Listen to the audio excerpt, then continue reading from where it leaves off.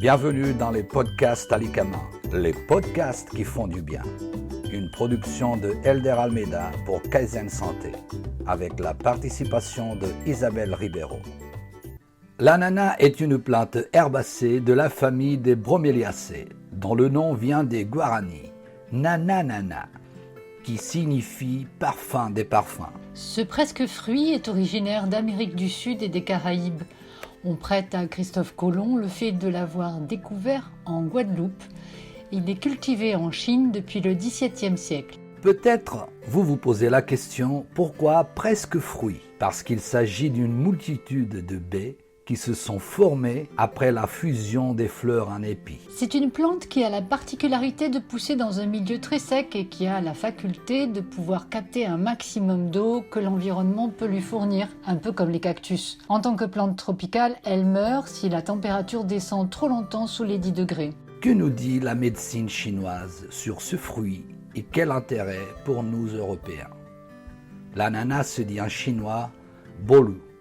Il est de saveur douce, légèrement acide et sa nature va de neutre à frais. Les méridiens organes cibles sont la rate et l'estomac. Ses actions principales sont d'arrêter la soif, dissiper les stagnations d'aliments, arrêter la dysenterie, favoriser la sécrétion de salive, soulager l'agitation, renforcer la rate, chef d'orchestre du bol alimentaire, et dissiper les effets de l'alcool. Et il y a aussi d'autres indications. Lors de coups de chaleur, l'ananas agit alors comme rafraîchissant, désaltérant. Il coupe la soif et nourrit très rapidement les compartiments liquidiens. Il permet aussi de lutter contre la fièvre et l'agitation. En cas de constipation chronique par paresse intestinale, essayez de manger tous les matins une tranche d'ananas frais. Les Chinois plantent souvent dans un pot un ananas, cela permet de purifier l'air. Dans les nouvelles maisons fraîchement rénovées, un bol d'ananas à l'entrée de la pièce permet d'enlever les vapeurs lourdes de la peinture. Boire un verre de jus d'ananas frais pour calmer la douleur de la gorge et calmer la toux grasse est un remède de famille connu en Chine. La pulpe broyée de l'ananas peut servir de masque de beauté. Elle peut nourrir la peau, prévenir les rides, nourrir les cheveux, prévenir et éliminer les taches de vieillesse. L'ananas contient toutes les vitamines dont le corps a besoin et 16 sortes de minéraux. Il peut effectivement aider à la digestion, l'assimilation et l'élimination. C'est à ce titre qu'on dit qu'il permet de perdre du poids. Que nous dit la bromatologie ? Les recherches modernes ont pu mettre en évidence la présence d'une enzyme protéolytique, qui est la broméline. Certes, cette enzyme est principalement concentrée dans la tige, mais on en trouve beaucoup dans le fruit lui-même. Cette enzyme a des effets cicatrisants, anti-inflammatoires et facilite la résorption des œdèmes. Elle permet aussi de faciliter la digestion. Elle est très efficace contre les tendinites. Grâce à son pouvoir désinfiltrant, elle permet de lutter contre la cellulite et les rétentions d'eau. Elle permet également de faire diminuer l'acné en se frottant la peau avec un morceau d'ananas. La broméline active la circulation sanguine et prévient les maladies cardiovasculaires.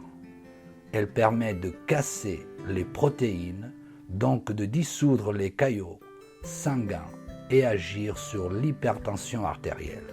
Des études ont pu mettre en évidence l'action directe de cette enzyme sur le développement anarchique des cellules cancéreuses. Pour bien choisir votre ananas, préférez les fruits les plus lourds, dont les feuilles sont fermes, fraîches et d'un beau vert foncé.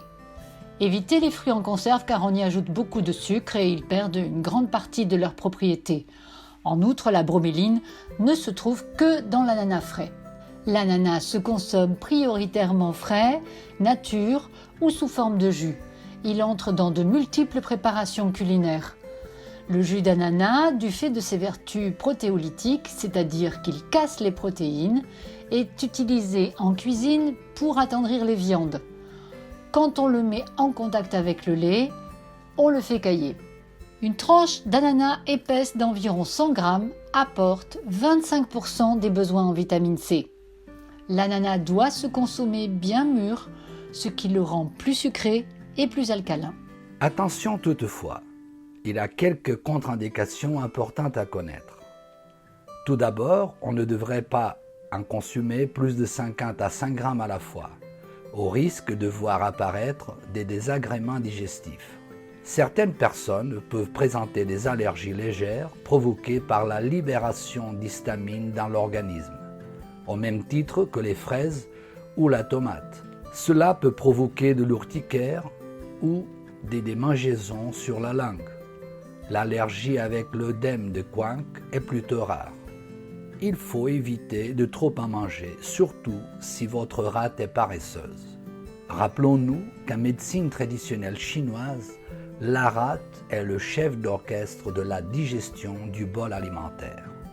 Les personnes souffrant d'hypotension, de faiblesse, doivent s'abstenir de manger de l'ananas.